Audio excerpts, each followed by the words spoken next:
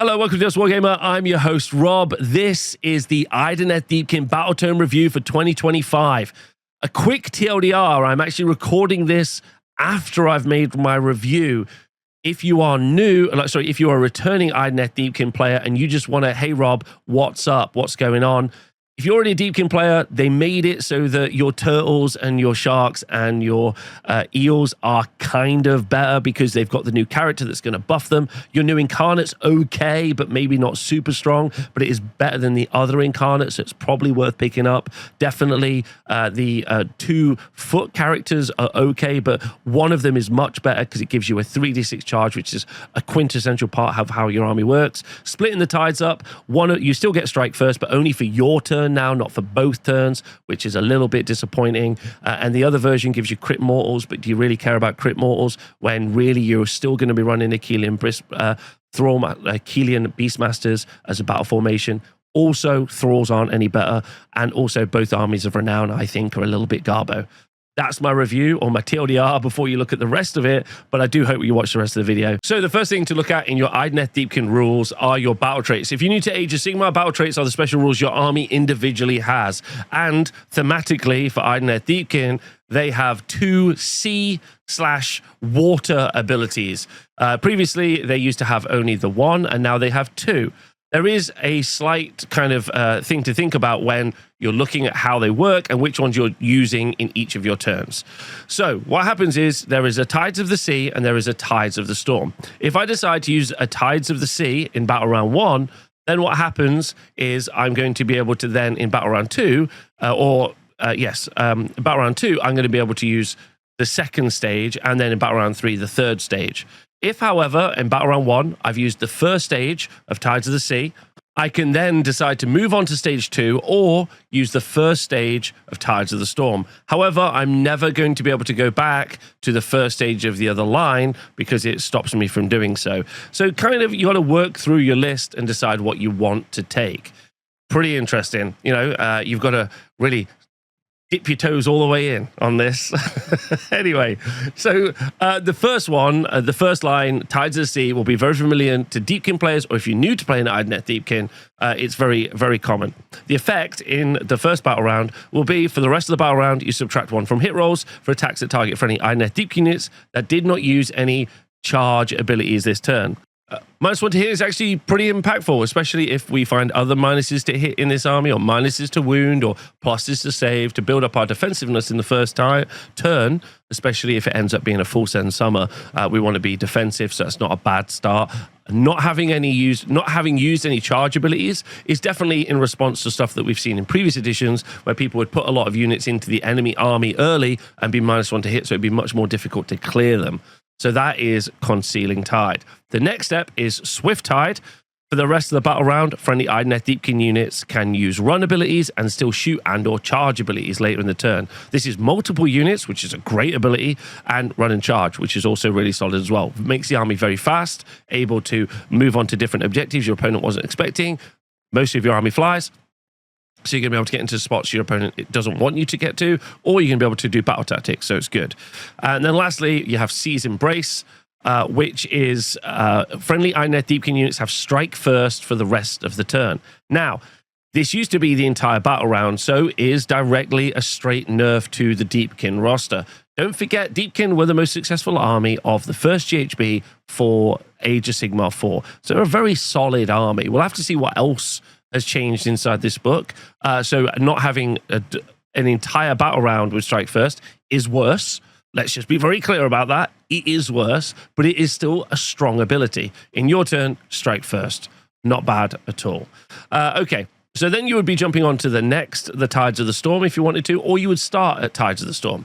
The first stage of Tides of the Storm gives you a teleport. You remove the target from the battlefield edge, 1 friendly Deepkin unit, and set it up again wholly within 7 inches of a battlefield edge and more than 9 inches from all enemy units. This is not restricted to an infantry unit. It can be a hero, it could be a monster, so it's very non-restrictive, not a lot of stipulations in that. A free teleport for a unit could be really nice, depending. And what is really good about this is whoever you're playing against, you can start to determine how you want to play your game based on, like, you know, rolling down those charts. So I think that's actually Very, very cool.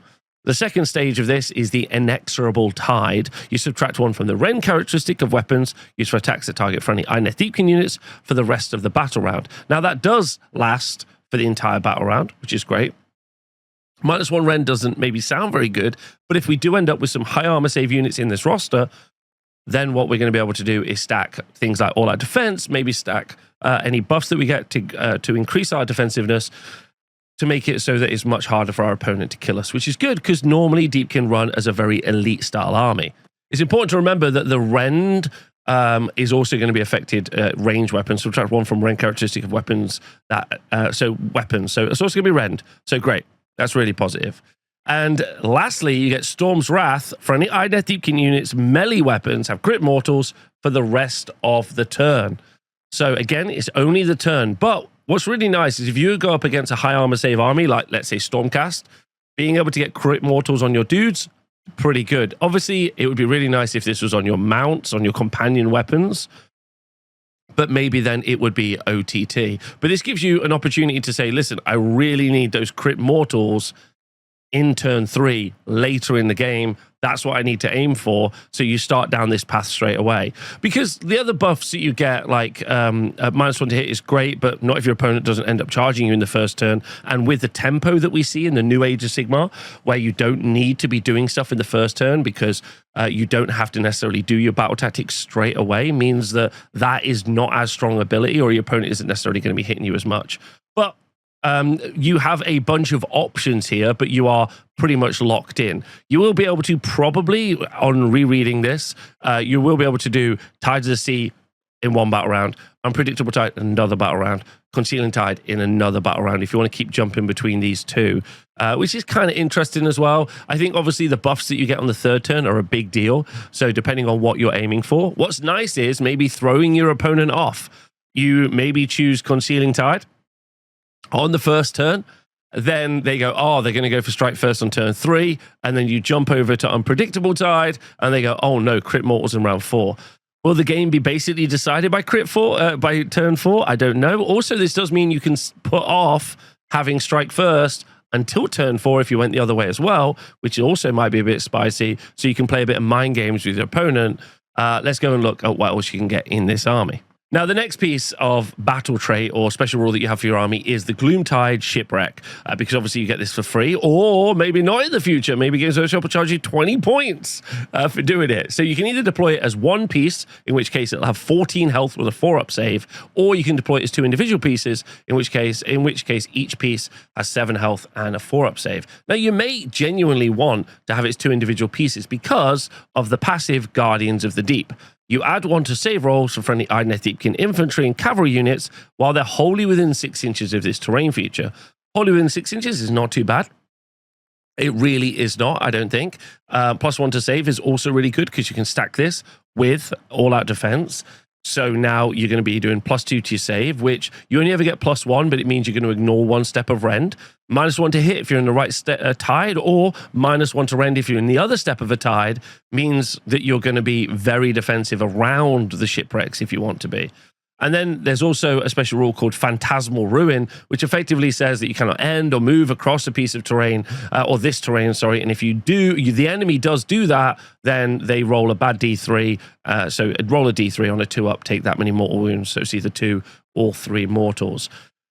That's a little whatever burger. I guess that's because they don't want to do move blocking as an example. But the +1 to save is really positive. It's much better than a lot of other armies' faction terrain features and what they do. But you also don't mind losing it.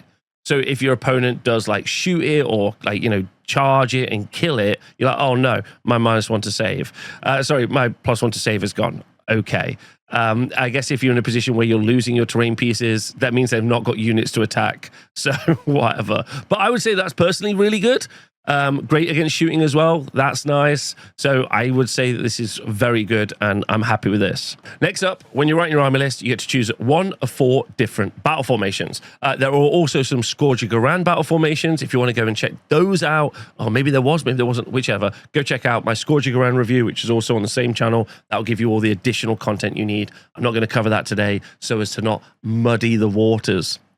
Thank you. Anyway, there are 4 battle formations. The first one, the Namati Core, gives you Surge Forward as a passive. You can re-roll, run rolls, charge rolls for friendly Namati units while they're wholly within 12 inches of friendly Achilian units. So Namati units are things like your Thraws and Reavers, and the Achilian units are things like your eels and your sharks and your turtles, as an example, and also like your characters.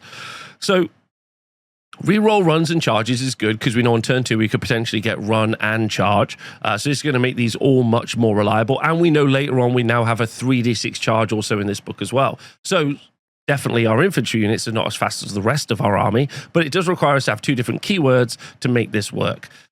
And we got to be wholly within 12 inches of each other, so it kind of like slowly falls apart as a bonus, but it's not necessarily terrible. The next one, Achilon Beastmasters, definitely very popular, is gives you the passive Ferocious Predators, where you add 1 to hit rolls for combat attacks made with companion weapons by friendly Achilian units. That is really, really good. You can have a lot. It's multiple units, get +1 to hit on companion weapons, which you want to get +1 to hit on because that's the most attacks and the most damage you have in the army. So 11 out of 10, absolutely amazing. The next one, the Ishran Council, gives you the Wisdom of the Deep passive, where you add 1 to casting rolls, Ishran ritual rolls, lure-like rolls for friendly Ishran units while they're within the combat ranges of any other friendly Ishran units. Okay, now depending on if we see a different spell lore or if our spell lore is different, then definitely if you have an incredibly impactful singular spell, adding +1 to casting is fine. But it's not the same as rolling 3d6, drop the lowest. It's a very small buff compared to an army-wide +1 to hit. So they're not really made in the same universe. So army-wide +1 to hit, much better. Now, the Soul Raider Ambush battle formation gives you Fade Like Mist as a passive. When using the Unpredictable Tide ability, you can pick up to 2 eligible units instead of 1. We go back and look, we can see that in the Tides of the Storm, Unpredictable Tide gives us a teleport for a Deepkin unit. So a double teleport available for our army is quite spicy. This is also in your hero phase as well, not the movement phase. So it's worth talking about that, that you get a teleport there. So that's quite interesting, a double teleport, especially if you're setting up early plays and you're trying to make something very early happen. That could be quite good. But I think it's going to be really hard for people to argue against a +1 to hit for the companion weapons because there's lots of companion weapons in this army, and getting +1 to hit army-wide is so much better than a single unit getting +1 to cast. Next up, you have heroic traits. If you're new to Age of Sigmar, when you're writing your army list, one of your heroes, not a named character, so not Volterus as an example, can have a heroic trait, and they're free. In updated battle scrolls, some of these might end up costing points, but for now, they're free. Okay, the first one, the Form of Fangmora, is maybe the strongest one. If the unmodified hit roll for an attack that targets this unit is a 1 to 3, the attack fails and the attack sequence ends. This is also going to include shooting as well, so that's pretty nice. Although, most things don't hit super well, and if you are -1 to hit, you know, from the battle trait we saw earlier, then maybe this isn't, you're getting a loss of return. But anyway, it's still pretty nice, especially on a hero, and you've got some great heroes to put this on. The next one, Nightmare Legacy, subtract 3 from the control scores of enemy units while they're within 6 inches of this unit. Now, that's genuinely not that bad. Messing around with control score is a bit of a lost leader. It doesn't really come up very much, but you can catch people out with things like this, so it becomes interesting. And the last one, the Hunter of Souls, happens in the deployment phase. Pick one of the following weapon abilities for this unit's melee weapons to have this battle, and it can either have anti-cavalry, anti-infantry, and anti-monster. And you get +1 rend against those. This is pretty nice because, like your battle traits, you are going to be able to more tailor your character that's going to go out and fight people. But realistically, do you have a character where having just +1 rend is going to be the difference between making this unit stronger, or like, is this going to really push it into being super, super strong? We'll have to see when we look at the characters. But for me, probably the Form of Fangmora feels like the strongest one of these, although I like Hunter of Souls as well. Also on your army list, one of your heroes also gets to take a relic or an artifact. And there are 3 to choose from. The first one, the Armor of Synthai, has had a change if you were previously a Deepkin player. But if you are not, if you're new, or if you just want to find out what the current book says, what it does is if this unit has not charged this turn, so not charged, you subtract 1 from hit rolls for combat attacks made by enemy units while they're in combat with this unit. So not too bad if you put this character next to one of your units that you don't want to get charged. And then, you know, you're like, if you charge, you're going to be -1 to hit. Also in the first battle round, another -1 to hit. You can stack them up. Not too bad, but you can't control it. You can't charge in and make it so that the enemy is -1 to hit in that turn. That's a bit disappointing. So it's a pretty passive buff, like pretty minimal buff, but it's fine, I guess. The Life Kelp pod is done in any movement phase. This relic heals D3 to each friendly Idoneth Deepkin cavalry unit within this unit's combat range. So combat range is 3 inches, and if you can have a bunch of like, you know, sharks, which are cavalry, or even eels, which are cavalry, and have them around this character, hitting D3 every movement phase, because it's any movement phase, which means every movement phase, means you can multi-stack that healing pretty aggressively. That's not too bad. Sure, one of the major issues here is that you have to be in combat range, but it also means that this character, if it charges in with a couple of sharks, can also be healing them in every turn, even if you're locked in combat. So I like this one. I think this is good. We have seen very recently, and if this book is similar to how, and ends up being very similar to how the book was previously written in the index, a lot of sharks is a really viable playstyle. A lot of healing on those sharks is also pretty nice as well. I think it's much more effective than the -1 to hit bubble. And the last artifact is the Dritch Leech, which gives you a passive. You subtract 1 from casting rolls for enemy wizards while they're within 18 inches of this unit. In addition, each time an enemy spell fails after that ability has been resolved, you can heal 1 to this unit.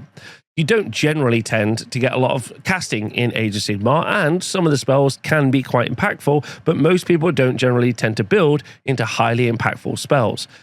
Not because of any overt reason, it's just that spellcasting is kind of wishy-washy in the edition. -1 to cast is kind of fine within 18 inches, and then occasionally healing 1 is a whatever, but I personally like the heal D3. I think that's very effective, or the Armor of Sithai. Either one I like, so either of those I think are great. Next up, you have a spell lore. You can normally choose a spell lore, but you've got this one spell lore to choose from. So you got 3 spells, and the first one is an unlimited spell, which means multiple wizards can attempt to cast it, but the same wizard can't try to cast it more than once. This is Steed of Tides. You pick a friendly Idoneth Deepkin wizard to cast a spell, then you pick a friendly Idoneth Deepkin unit wholly within 12 inches, and that is not in combat, which is a big change from what it was previously. And then you roll a 6, and 6 is okay to cast. Remove the target from the battlefield and set it up again on the battlefield more than 9 inches from all enemy units. If you were a 40k player, you'd call this uppy downy, but obviously that's gross, and we're not like those people. Let's never change that. But a teleport is fine, and we know there's a 3d6 charge in this army, so we're not mad about that, because you can be somewhere else on the board, go grab an objective, be a bit wide with the army. There's also the opportunity to also do another teleport, and in fact, actually, we could stack this so that we can have teleports from our battle traits twice and a teleport via a spell, so we can be all sorts of places. Very interesting. Is that really necessary in an army that's already very, very fast? I don't know. But that is your unlimited spell. The next spell is cast on a 7, so it's pretty tough to cast. And you pick a friendly Idoneth Deepkin wizard, and you pick an enemy unit within 18 inches that's visible. And then until the start of your next turn, you halve run rolls and charge rolls for the target. Now, if I'm trying to cast that in my opponent's turn using a command ability, so it's going to be an 8 to cast, because normally that's -1, then that's harder to do. But this until the start of your next turn. That's a long duration. You can shut down counter charges. You can shut down charges that they're going to do in their turn. Let's say you go first, then I cast it, and I'm like, cool, I've shut down a counter charge in this turn. I've shut down charges in your turn. That's a very long time for that spell duration to land. Cast it in your opponent's turn as well, and if you're able to get the 8, which is why maybe when we go back and look at the battle formations, now we're building the army that gets +1 to cast, because we want to try and be able to get that. We're shutting them down. They're not charging us. We're charging them. Fine. That's pretty good. The last spell is cast on a 7. You pick a visible enemy unit within 18 inches, and you roll a dice for each model in the unit, and then for each 5+, you inflict 1 mortal damage on the target. In my personal opinion, that's a little bit of a nothing burger, unless we end up with like gits and bricks of 40 goblins. If we go back to a zombie meta and we start seeing 180 zombies or 160 clan rats on the board, then this is going to be a great position to be in. Killing a third of them with mortals feels pretty nice, but again, it's cast on a 7, so not too bad. Okay spell lore. Halving the charges is good. A teleport is also good for grabbing tactics. You sometimes would love to see a strike last in the army. You'd love to see a 3-6 charge in the spell lore. Those are all spells that are very impactful how you want to play, but it's not a bad roster of spells. On your army list, you also have to choose a manifestation lore. There are all the generic manifestations, which I should cover to update for 2025 in another video. But for Idoneth Deepkin, you now have a new manifestation lore, the Lore of the Abyss, which allows you to summon the Incarnate of the Deep. Now, this is cast on at 8, so it's a pretty high casting value. And when you do cast the Incarnate, you need to set up within 12 inches of the caster, visible to them, and more than 9 inches from all enemy units. Now, this is a very tanky single manifestation. Pretty good having a new Incarnate available to your army. The other Incarnate is now not quite as good as this Incarnate. Also, when you have limited casts in an army, having one big thing to cast is really good, and your spell lore is kind of okay, so you might want to dedicate some spells there. However, let's have a look at the Incarnate of the Deep, and we can see that the Incarnate in the Deep has got 12 health, a 4-up save, and a 6-up ward save. I also want to shout out Games Workshop in that these Battletomes, which now have started to be released post the year that they wrote all of the game beforehand, we've now started to see those ward saves popped at the top as well, which is good. Means we don't have to scroll down. So the main Incarnate has got 12 health, a 4-up save, it's got a 6-up ward, it moves 10 inches, and it's also banished on an 8. It's got 6 attacks, hit on 4s, wound on 2s, but it's only rend 1. If it's fighting faction terrain, it's rend 2, but that only rend 1 is, I think, is going to be a major issue, especially if they all-out defense, but you are going to be able to stop that. Damage 3, though, that's fine. So what do we have a look? We've got Surrender to the... Let's see what abilities we've got, sorry. The first passive is Surrender to the Sea. When this manifestation is removed from play, each friendly abyssal tendril on the battlefield is automatically removed. That's these things which we're going to talk about in a minute. It's got Wild Form, which means each time this manifestation is targeted by the Banish manifestation ability, it would be banished. It is not banished. Instead, allocate 6 damage points to it. Ward rolls cannot be made. So if you try and banish it, 6 damage points. That's good. That's going to keep it more survivable as well. And it does have a pretty high health pool of 12 health. It's a big monster. And then in any hero phase, you've got Grasping Tendrils. Roll a dice and add 1 to the roll if it is your turn. On a 4-up or a 3-up, you can remove 1 friendly abyssal tendril, or if there are fewer than 2, then you can set up an abyssal tendril wholly within 9 inches of this manifestation. This means the first turn in which you cast it, you can also set up a tendril. And you set up the tendril within 9 inches of the manifestation, and no restriction on how close you can put it to your enemy. This is super nice, because if there's an ongoing combat, you can immediately drop it in there. If there is a combat that you're planning to get into later, if you would like to maybe try and slow down or redeploy and put it in the right position, that's a pretty big area to be able to drop down one of these tendrils. But you do need to roll a dice to make it happen. That might be a sticky point for some people. So what do you get with a tendril? Well, a tendril is 6 health and a 6-up save. But I guess also what we're really saying is the Incarnate brings a free 6 health, 6-up save bit that it adds on to the battlefield, and it can keep adding them on, which is pretty aggressive, especially if you don't go and kill the main Incarnate. Itself, the tendrils themselves have got 4 attacks, hit on 4s, wound on 2s, rend 1, damage D3, which means if you have them next to each other and you do have 2 tendrils on the board, that's going to be 14 attacks, hitting on 4s, wound on 2s, rend 1, and either 3 damage or D3. That's a lot of attacks. And then with the Watery Clutch ability, which is once per turn in the for your army in any combat phase, you pick an enemy unit in combat with this manifestation, roll a dice. The roll exceeds the target's health characteristic, the target is ensnared, and the unit cannot use commands while it's ensnared. Now, the timing of this, because this happens for the rest of the turn, only happens in the combat phase, which means I'm not going to be able to ensnare it and stop redeploys. I'm not going to be able to ensnare a unit and make it so that they can't do covering fire, or make it so that they can't do a spell in my turn. So when it happens, makes it a little bit limited. But not doing commands in the combat phase is pretty good, because then you aren't going to be able to do all-out attack, all-out defense, as an example. So pretty nice. And then you also get a passive Crushing Coil, where you add 1 to hit rolls for this manifestation's attacks that target an ensnared enemy unit. So you're going to be hitting on 3s, but that +1 to hit is not going to benefit the main incarnate of the deep, unfortunately, making that hit on 3s. So this is a really fascinating prospect and a very fun tech piece for you to be able to have in a Deepkin army, an army that's normally got very limited board control because it's got very small units, but those units are very, very fast. And now you've got these little tendrils you can put all across the board. Really interesting. Let me know in the comments below what you think about this one. But very fun design cues here, which I'm really enjoying. Let's move on. The first character we're going to look at is Volterus.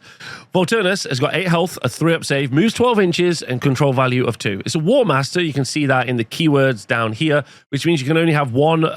Unique means you can only have one. War Master needs to be the general, unless you have another War Master, in which case you can choose between the two. So a cavalry unit with fly that's got an okay combat profile of 6 attacks, damage 3 on the charge, normally damage 2, hits on 2s, wounds on 3s, but he's only rend 1. That's really disappointing. Really disappointing, especially as he used to be rend 2. So not good. And he's also got a companion attack with 4 attacks, hit on 4s, wound on 3s, rend 1, damage 2. Now he's also a support character, but in 2 different ways. But let's talk about survivability first. 8 health on a 3-up save is not that survivable in today's modern world. However, he does have a 3-up ward save against any spell abilities, prayer abilities, or manifestations.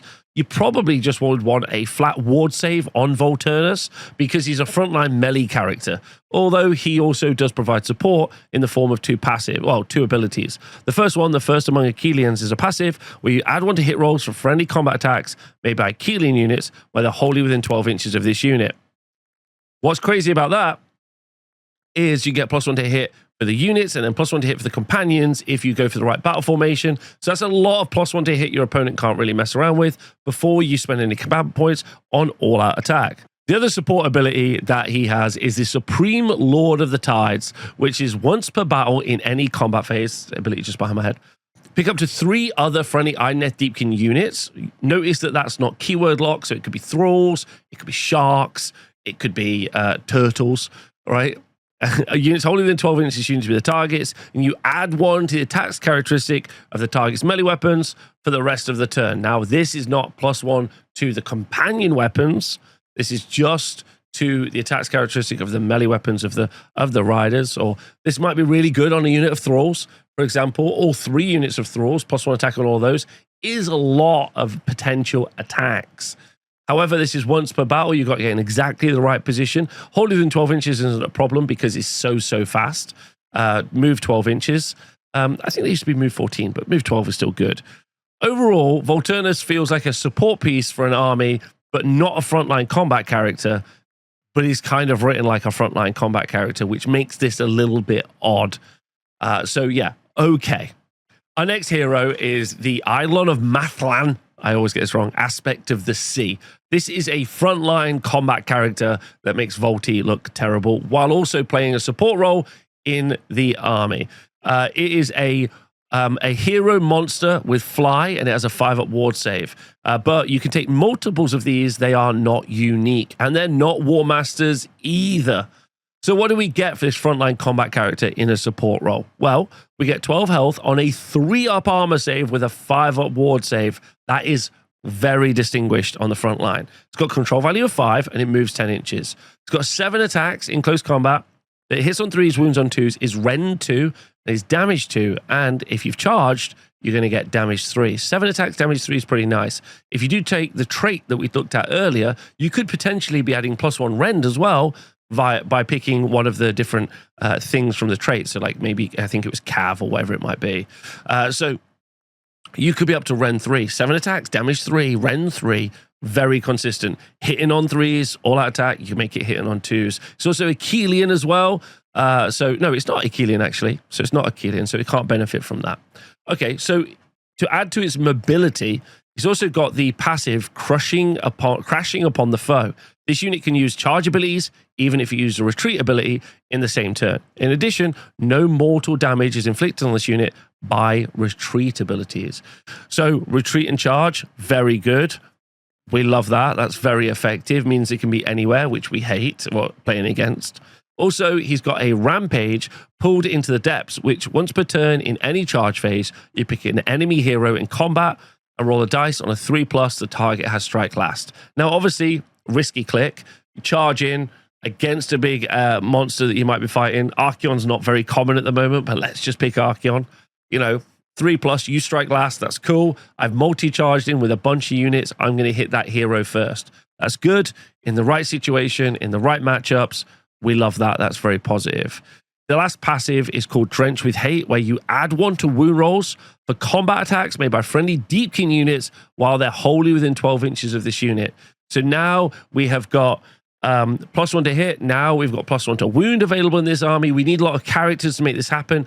Can we actually make units that are good enough to get those bonuses? Because our most punchy units are really our mounts, the companion weapons on eels and sharks and a turtle, which don't get these bonuses. However, maybe thralls are more effective. +1 to hit, +1 to wound. That's a lot of bonuses on a pretty good chassis, which is this character. Decent, was decent before, is still decent. Great. Next up, the Idolon of Mathlan, but this time it's the Aspect of the Sea. So the Aspect of the Storm is the combat-orientated one. The Aspect of the Sea is our 2-cast wizard in the support role. Still pretty fighty as well, and very survivable. 12 health, 3-up armor save, moves 10 inches. It's got a 5-up ward save, control value 5, basically perfect. That's a basically perfect stat line for a frontline combat caster. It's got a pretty okay shooting attack as well at 12-inch range with 3 shots that are Ren 2 and damage D3. And in combat, has got 7 attacks, 3s and 3s, only rend 1, which is a bit of a shame, but damage D3. But now, when we've been talking about the rend issues in this army, we're going to be able to solve that thanks to this character and its casting ability. Because of his unique spell cast on a 7, you get to do the Tsunami of Terror. Pick up to 3 different visible enemy units within 12 inches to be the targets, which is quite close. And you subtract 1 from save rolls for combat attacks that target those units until the start of your next turn. So let's talk about some things. Number 1, teleports are available in your army all over the place, especially hero phase teleports if you want to. Hero phase teleport, cast the Tsunami of Terror. That's great. -1 to their save. Now you're basically +1 rend. Make it so that they can't use any command abilities, maybe from some tendrils. And then they're not going to all-out defense. This is going to really make your army much punchier, which is very good. In addition, you've also got +1 to cast for this character thanks to the Dormant Energies passive, which means the Tsunami of Terror only cast on a 7, means really it's cast on a 6. It's pretty nice. You can also, if you wanted to, get +1 to cast from earlier as well, and also maybe from the Scourging Around updates, which, depending on when you're watching this, might not currently be in effect. The Scourging Around updates are going from 2025 to 2026. But this is pretty reliable to make it so that you can slam into your opponent in combat and do a ton of damage. The duration is also fantastic as well, so very, very scary. And also, but with this in the army, kind of means you don't really want to move into the battle trait line that is crits mortals. You're like, I'm just going to make it so you don't have much of an armor save anyway. Pretty good. Lastly, or not lastly, there's 2 other abilities. You've got a rampage called Vengeful Waves, which is done once per turn army in any charge phase. You can take multiples of this character. If this unit is not charged this turn, pick an enemy unit in combat with it to be the target. Roll a dice on a 3-up. The target cannot use commands for the rest of the turn. So, charges guy, not if, when this unit is charged, potentially make it so that they can't do all-out attack or they can't do all-out defense. Very effective. And lastly, thanks to Tranquility of the Abyss, the passive, ignore negative modifiers to the control scores of friendly Idoneth Deepkin units, whether they're wholly within 12 inches of this unit. That's probably going to situationally come up and make something work. It's not something you're intentionally planning for. Island of Mathlan, Aspect of the Sea, and the Aspect of the Storm are both so good. The Aspect of the Sea, I think, is particularly nice because of the force multiplication it brings to your army. The miniature is sick, like so good. Incredible war scroll. Our next hero is the Achilon King, and it's like he's Volterus, but like not as good. So he's got 7 health, 3-up save, moves 12 inches, control value 2, and a frontline combat character with 7 health and 3-up save is okay. Wouldn't mind having a ward save, you don't gain it. Okay, so what do I get? Do I get a really fighty guy? Well, no, he's not going to go toe-to-toe with your Sigvalds and Gotreks. Instead, probably he's going to fight a small 10-man unit and maybe survive. You got 5 attacks. With the Achillian Royal Weapons, which gets +1 damage on the charge, so it does damage 3. Only unfortunately, you hit on 3s and wound on 4s. Now, we can get pluses to hit and pluses to wound, but we're spending more points on making this unit good versus spending points on this to make other units good. So maybe not that effective. However, his mount has also got 4 attacks that are damage 2 as well, worth noting. Now, he's got an ability called Wave Rider, which on the charge, you pick a unit, roll a d3 on a 2+, you'll do that amount of mortal damage, and you add +1 rend to your Achilian royal weapon, taking it rend 2. And if we use the spell we saw earlier, you can be up to rend 3, and that's pretty good. But my major issue with this unit is that you don't hit and wound well, so that's my major issue before you get to the fact that you can punch through armor saves. So that's a bit disappointing. However, you can potentially bring the Achilon King through as a force multiplier thanks to the Crest of the Wave ability, which is done once per turn in any combat phase. If this unit charges turn, you add 1 to the rend characteristic of melee weapons used by other friendly Idoneth Deepkin units for the attacks that target enemy units in combat with this unit. Now, if we take the aspect of the sea and cast a spell on a unit, so it's -1 to its save, charge this guy in and attack with another unit, we're effectively going to be adding +3 rend, because they're not going to be able to all-out defense, into a unit, which is crazy amounts of rend to punch through armor saves if that's what you want to do. Maybe you do, maybe you don't. Maybe you hold off until turn 3, you got strike first and everything's going to be hitting. This could be really fun. Am I really going to spend the points to make that happen, though? Probably not. Next up, we got Lotan. Now, before we get into the rules for Lotan, some massive news in that they've renamed the octopus that Lotan previously came with. So this is worth a riot, in my personal opinion. A lot of people are saying that what happened is in the Scourge of Garan, his octopus died and he's gained a new octopus called Melok. And in his grief, Lotan has become a wizard. So we'll find out if that's true. Either way, Lotan is a single cast wizard with 5 health and a 5-up save, so don't put him on the front line, even though his octopus has got 8 attacks. That rends, FYI, the octopus rends the same as an Achilian with royal weapons. Just worth pointing out. Now, he's got a passive called Catalogue of Souls, where each time an enemy unit is destroyed, you give this unit a soul quota token. And then once per turn, as a reaction, you declare a spell ability for your friendly Ishran unit. So these are your foot casters, okay? Wholly within 12 inches of this unit. Wholly within 12 inches. And then you can use the Fount of Willpower ability, remove one of this unit's soul quota tokens, and then you can re-roll the casting roll. This is good if you're trying to cast your manifestations or if you're trying to get one of your spells off very reliably. Re-roll casts is super strong. So actually not too bad. And then all that needs to happen is an enemy unit needs to be destroyed. So you can't do this early. So there's a nice scale to it, or a tempo to it. He also has got his own unique spell. And I'm hearing right now that actually the new octopus might be the wizard. Rumors are currently flying around. Anyway, his own unique spell is called Empowered by Memory in your hero phase. It is cast on a 7. You pick a friendly visible Idoneth Deepkin unit wholly within 18 inches. The target's melee weapons have crit auto wounds, which means any 6s to hit are going to automatically wound. You don't need to roll. This effectively is the same as +1 to hit that you would get because you're wounding on 4s.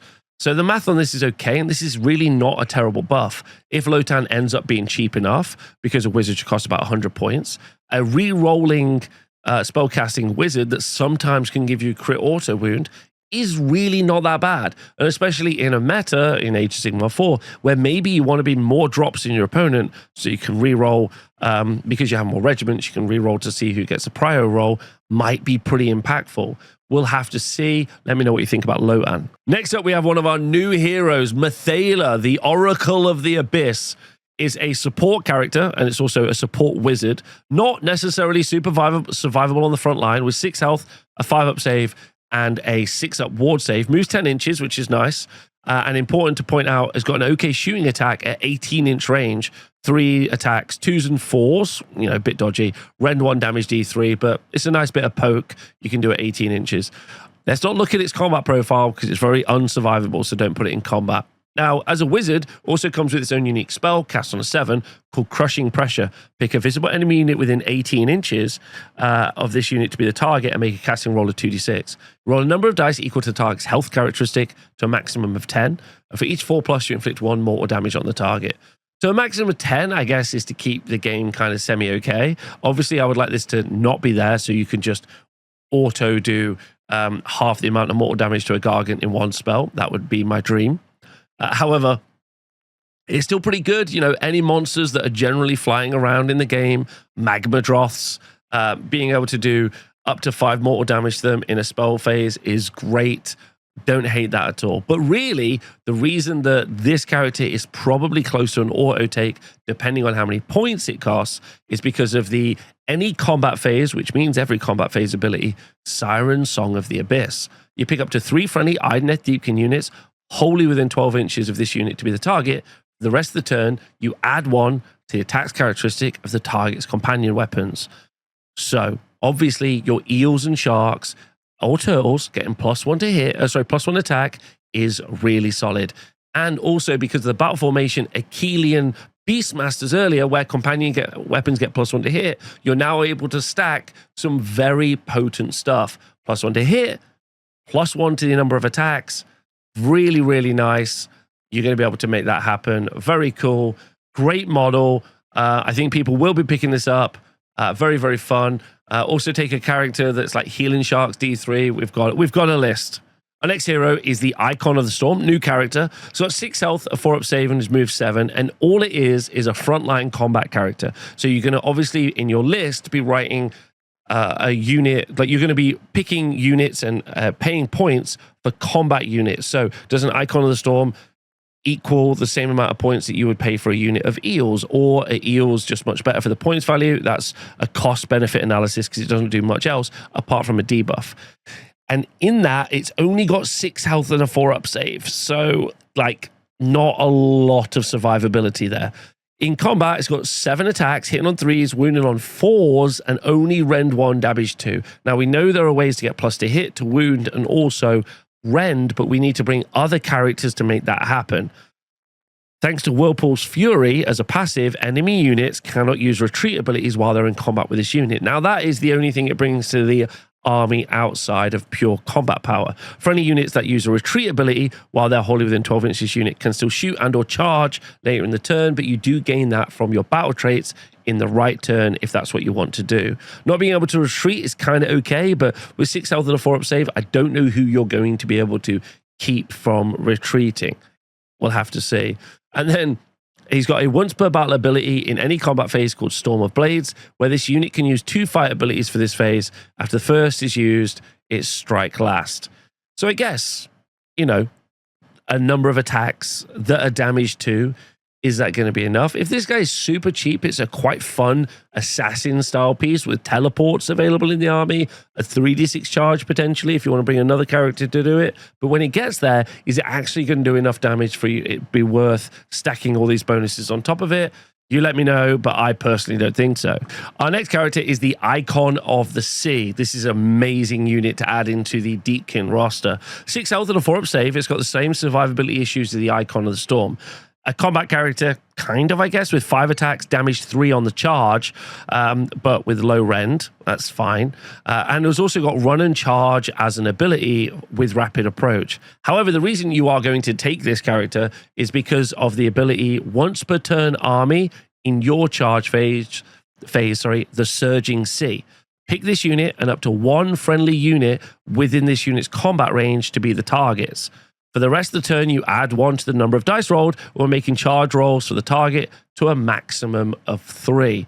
Okay, 3d6 charge is great in an army that potentially also can get run and charge as well. That's wild. But also, there's a great thing here in that you get to pick 1 friendly unit. And if you bring in any units via Regiments of Renown, now you can 3d6 charge other units as well. Units maybe Games Workshop weren't expecting you to be able to pick. They might FAQ that, so it's pick up to 1 friendly, friendly Idoneth Deepkin unit.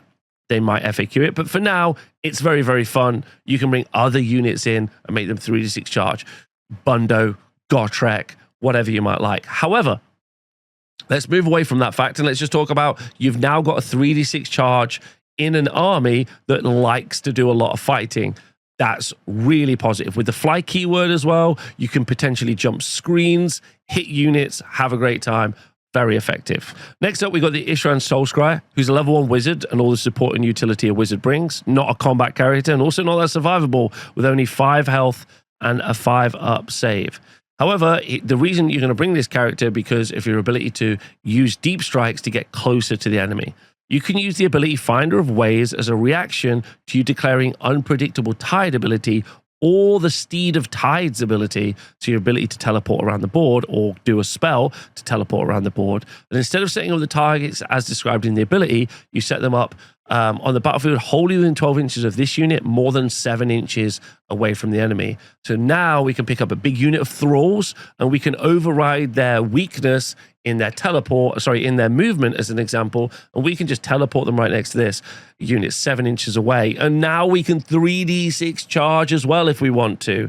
So very, very solid. Love that a lot. That's very fun. If it's cheap enough, then maybe we're going to see people building into like having these kind of like missile, dare I say, torpedo style units that they're going to surf at the enemy. Next up, we have the Ishran Soulrender. This is a support character, especially for your Namati unit, so your Thralls and your Reavers. It's got 5 health and a 3-up save, which is okay profile for the front line.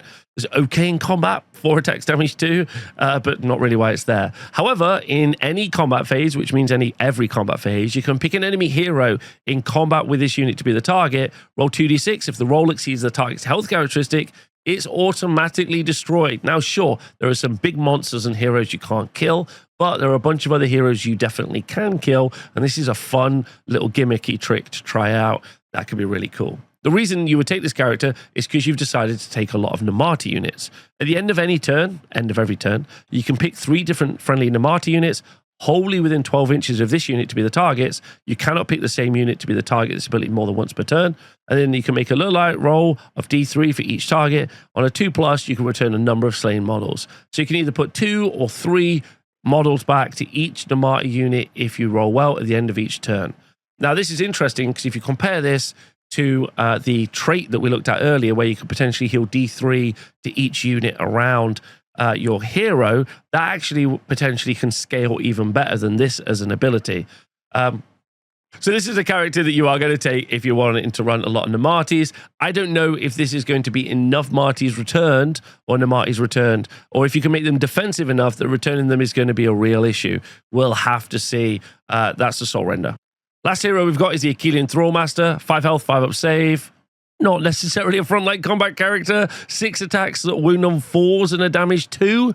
Definitely not that survivable. However, he's a support character, not a wizard, but thanks to Achilian insights, melee weapons used by friendly Namati units have crit 2 hits while they're wholly within 12 inches.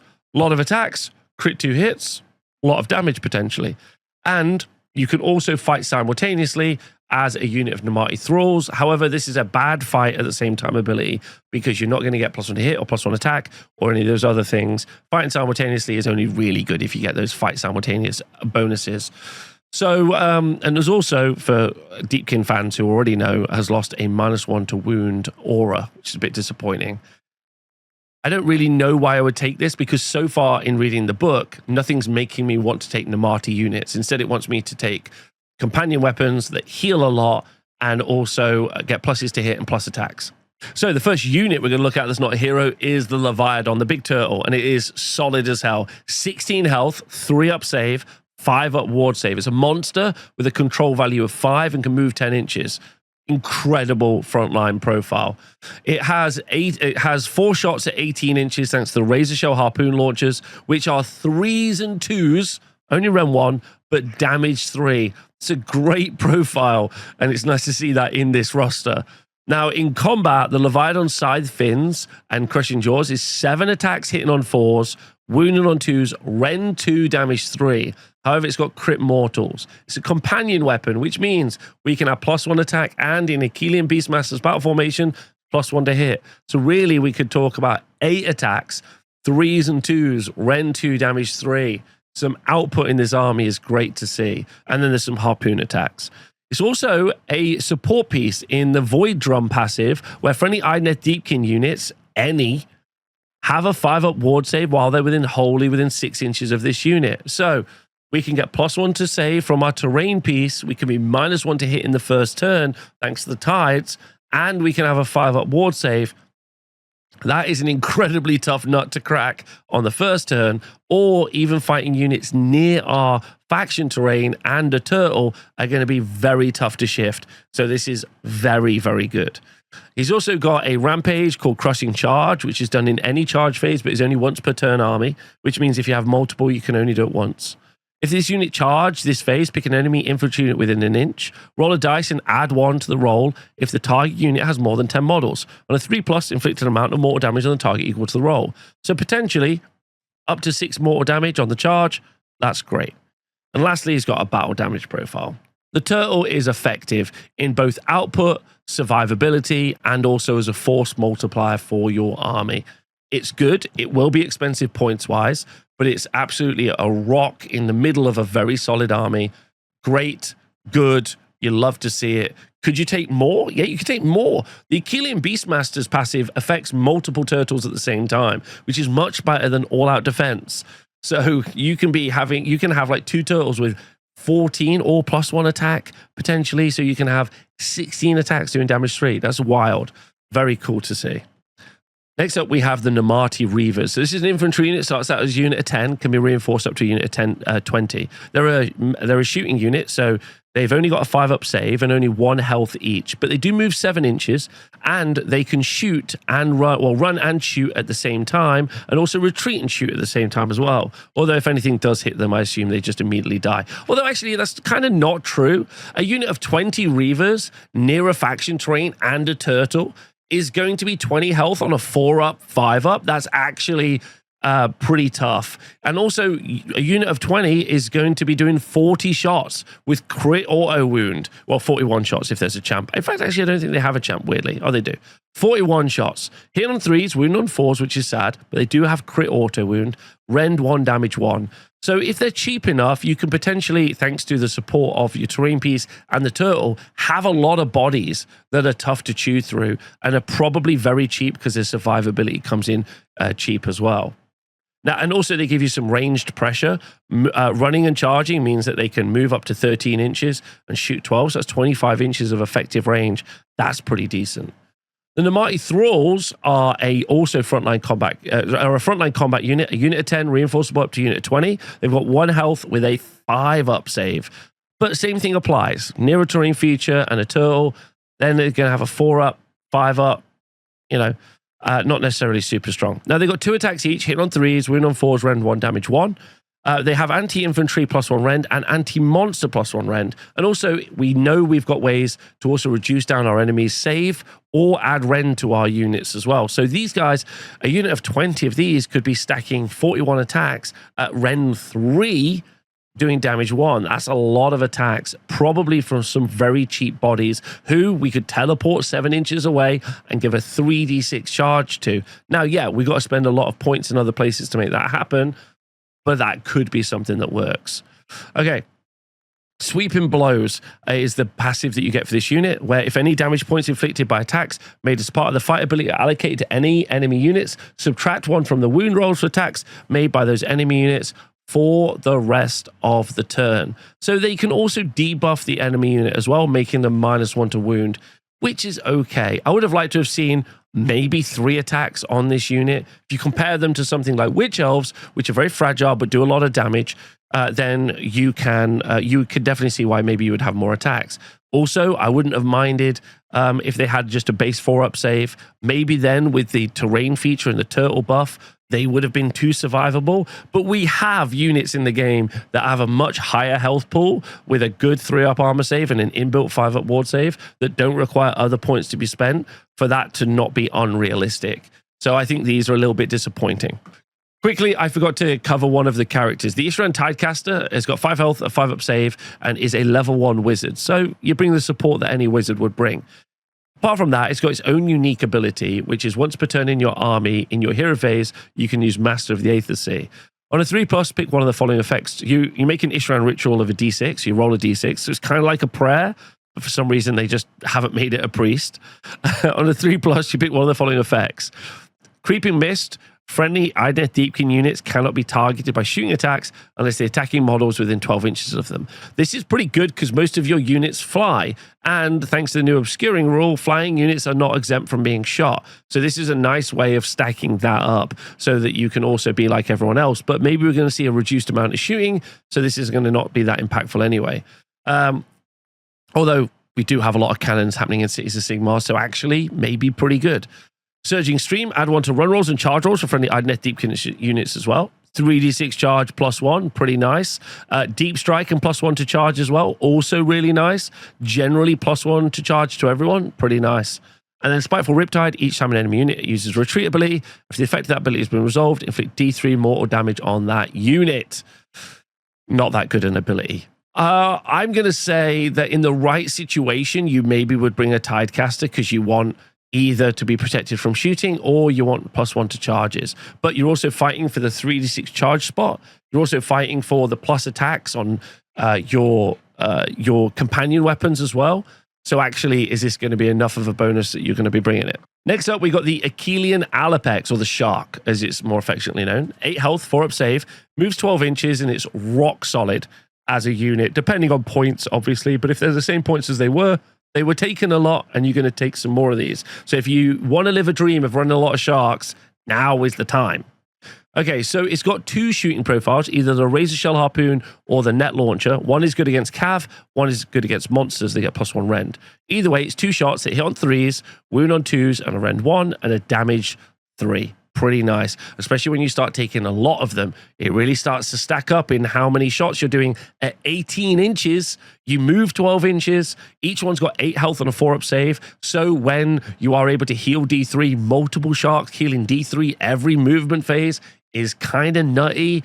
A lot of shots kind of nutty. And then when you get into combat, we don't really care about the riders. We care about the sharks. They've got 3 attacks each. That are damage 2. However, they hit on 4s. Normally, that's pretty sad. But we're going to take the battle formation, which means they're hitting on 3s. And we're also potentially taking a character that's going to make it so they're going for 3 attacks normally, 4 attacks thanks to the character, and then thanks to Bloodthirsty Predators as a passive, you can add 1 to the attacks characteristic of this unit's Alipex is Ferocious Bite, while it's within 6 inches of any enemy damage units, or while it's within 6 inches of any units that lost a model this turn. So now we could potentially be up to 5 attacks hitting on 3s, damage 2 with our Alipexes. That's pretty nice. Strike with multiple of them in the strike first step. We're loving it. Also, this is a support unit as well, thanks to Ensnared, which is any shooting phase and not once per turn army for some reason. Idoneth Deepkin fans, don't shout at me. Pick an enemy monster or cavalry unit that had any damage points allocated to it this turn by the shooting attacks, and it doesn't matter which of the 2 profiles you've picked. You roll a dice, and on a 3+ until the start of your next turn, you subtract 1 from the number of dice rolls when making charge rolls.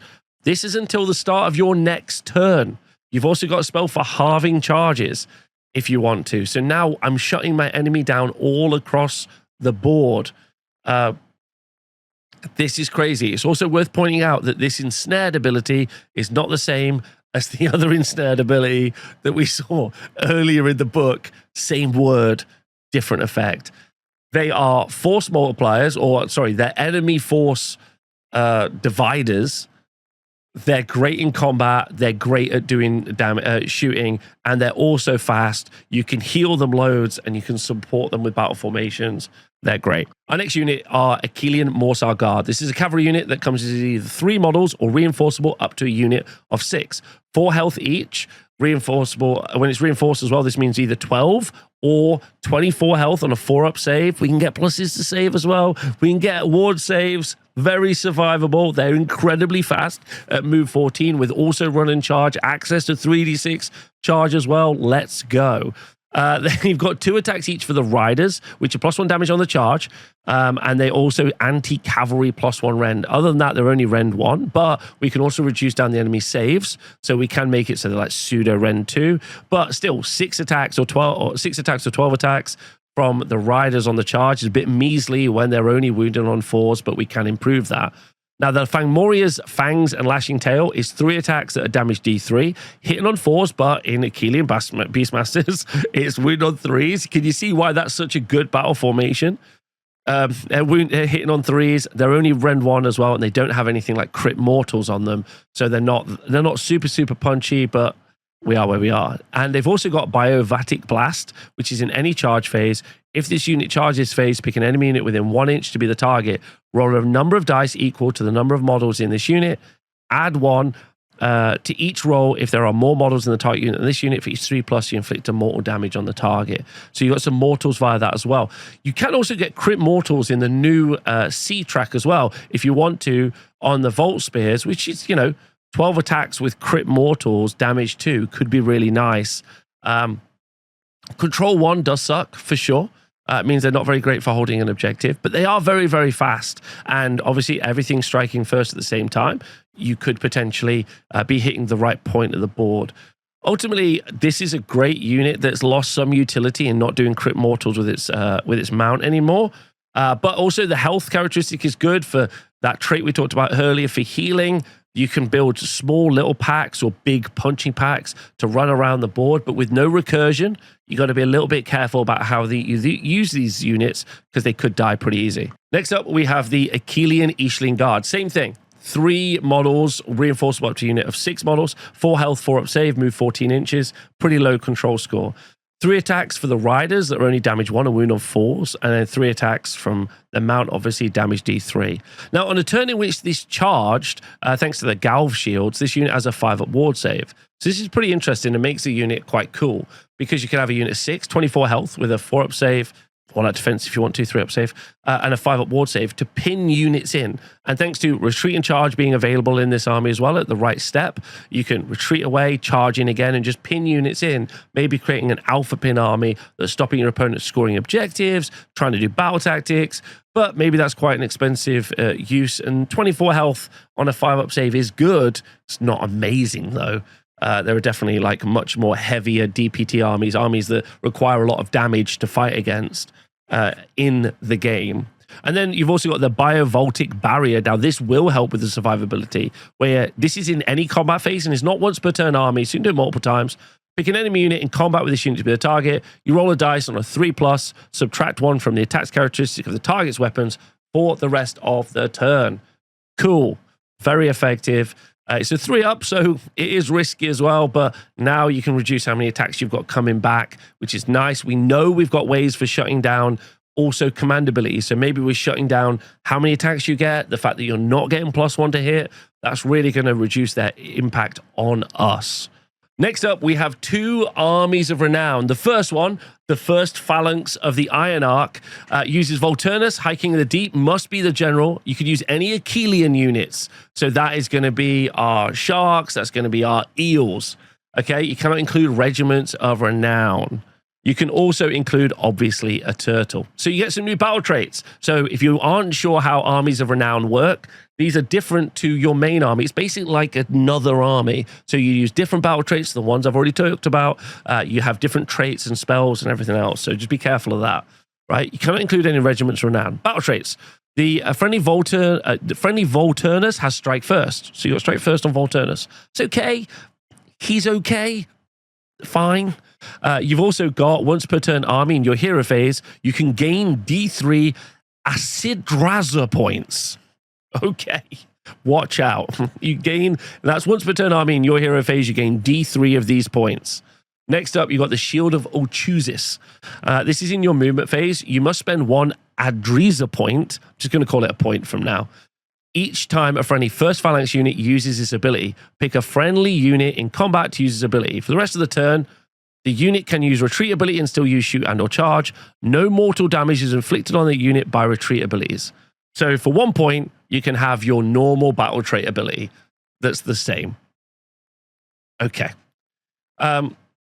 Next up, in any charge phase, you can use the Spear of Asphoran. You must spend 1 of your points each time a friendly unit uses this. You can add 1 to charge rolls for that unit for the rest of the turn. And then, I'm just going to leave that unspoken. And then, in your combat phase, you can use 1 of your points, and that unit has strike first for the rest of the turn. Okay, so this is a way of taking some of your best units, not Volturnus, not him, your eels, your sharks, and your Levidon, and getting strike first of them, getting strike first on them in the first turn. Send everything forward, strike first on a turtle. Pretty interesting. And also Volterus got strike first. So you can have double strike first turn, every turn. That's actually quite a lot. Okay. So then we look at heroic traits, and I don't know. Yes, you can take an Achilon King with a heroic trait. And then the effect is, once per battle, as a reaction, you declared that you are using points on one of your units older than 12 inches. No points are spent. Okay. Okay, and then we've got the Artifact of Power. This unit has a 6-up ward save on an Achilon King. Then we've got Bond Beast traits. So these are going to definitely be for your monsters, right? Void Chill Darkness is a passive. Subtract 1 from hit rolls for attacks that target this unit. For the, if this unit charges turn, that's great. Put that on your Levidon, charge it in. That's cool. Deep Connection is a passive. Ignore the effect of the companion weapon ability on this unit's weapons. So no longer companion. So if you get to do any other buffs to it, you can do that. Just to be clear, sorry, you can't give any of these bonuses to Leviathan. You can only give them to either sharks or eels. So -1 to hit on a unit of defensive eels on the charge. Pretty nice. Ignore the effect of companion weapon abilities. Also pretty nice. And then also we've got Swift Finned Skirmisher. This is reaction to declaring a redeploy. If you roll a 1 to 3, then you can roll a 4 to a 4 instead.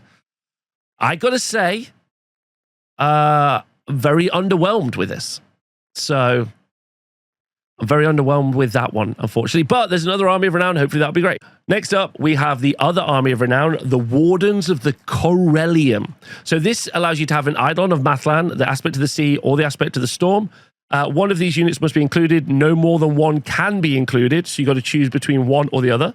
You can have any Ishran units, which is great. Loads of the casters. Any Namati units, which is, you know, a choice. And then any Achilian infantry units. And you cannot include regiments of renown. All right, well, let's take a look at this, shall we? So battle traits. The first one is the Ocean Conceals. This ability must be used to deploy the friendly Corellium Idolon. Set up the friendly Corellium Idolon in reserve awaiting summons. And then, thanks to the passive Spirits of the Corellium... where is it going to be? Yes, thanks to the passive Spirits of the Corellium, each turn you gain up to 1 Corellium Spirit Point. You gain 1 Corellium Spirit Point the first time one of the following occurs in a turn. You make an unmodified casting roll of an 8 or more for a friendly wizard. Each enemy unit is destroyed. An enemy unit is destroyed, while it's within 12 inches of an Ishran unit. And a friendly unit is destroyed while it's wholly within 12 inches of an Ishran unit, or while it's contesting an objective, a friendly unit. Okay, so we're going to generate some points. If we cast spells, we kill units or some of our units die. All right, then once per battle in your combat phase, we can call forth a tsunami. You can only use this ability if you have 3 or more Corellium points. Pick a friendly unit awaiting summons, which is going to be our Eidolon, and then set up the target anywhere on the battlefield. Then inflict D3 mortal damage on each target unit in combat with it. So you can set it up in combat. Crazy stuff. Crazy stuff. Then you can use the Wrath of the Mathlan, which is a rampage. Pick a friendly Eidolon that has not used a rampage. That unit can use 2 fight abilities after the first is used. However, that unit has strike last for the rest of the turn. So it's once per turn army. So if you have a fighting Eidolon, you can set it up in combat and you could fight twice. Pretty spicy. Then, if we look at the heroic traits you can take, while this unit and any friendly Corellium Namati unit are contesting the same objective, this unit has a control score of 10 that cannot be modified. Artifact of Power you can take is the Carnix, which is once per battle in your hero phase. You can pick a friendly Corellium Namati unit that has been destroyed to be the target, set up a replacement unit with half the number of models rounding up. So once per battle, we can bring 10 thralls back when 20 have been killed, and they will die. So, spell lore. 2 other spells, different. You can't take the spell lore in the main army. You've got the Essence of the Corellium. Pick a friendly Corellium wizard to cast his spell.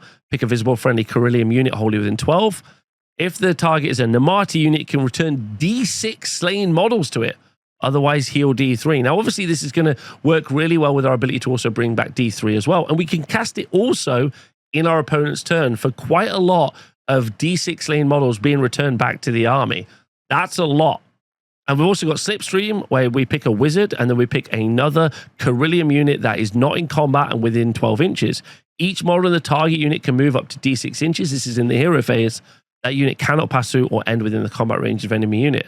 But this is going to be a D6 move in the hero phase. Then potentially we're going to move. Okay. And then for the manifestation law, you're going to be able to choose to bring the Incarnate of the Deep. So do you get enough buffs for Namati in the Army of Renown for it to be worth taking? Well, you get a lot of recursion, which you don't get in the main army. You get D6 back. You also potentially can return 10 back once per game. It's kind of interesting, though, because in order to get that spell lore, you normally would want the better Eidolon, so now you're going to bring a lot of characters. The actual other abilities that you get is you get a fight twice Eidolon, which is quite spicy. Is it good enough? I don't know. We'll have to see. And that's it for the new Idoneth Deepkin book. That's everything that's inside of it, apart from obviously the Spearhead stuff. Cover that on the Spearhead channel. So what do I think of it? Well, it feels to me like several of the abilities that were pretty strong in the book are the same as they were, but some are reduced and a little bit not as strong.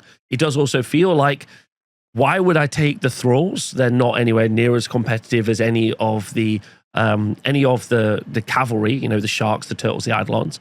So why would I take them, or what do they do that makes them different from those other combat choices? And the answer is nothing. But then they've given me a new character that makes my eels and my sharks stronger, which already they were the strongest part of the book. So I'm going to take those as well. So that's pretty impactful. So I would see that as a bonus. Because I already, if over the past year I've been playing Deepkin, then my Deepkin list is a bit stronger. You don't get strike first over both turns now, so I guess actually I'm going to get lit up in the comments that said it's not as good. Either way, I've really enjoyed making this video. Let me know in the comments below what you think of this army. When the points are announced, I'll definitely do a tier list, and we'll talk about how that looks as well. But, you know, there's all of the Scourge of Grand stuff. Add that on. Let me know what you think. Thanks for watching my video. I'll see you all soon. Thank you to everyone on the Honest Wargamer Patreon. I'm able to make content like this, which is cool. Thanks very much. See you soon. Bye.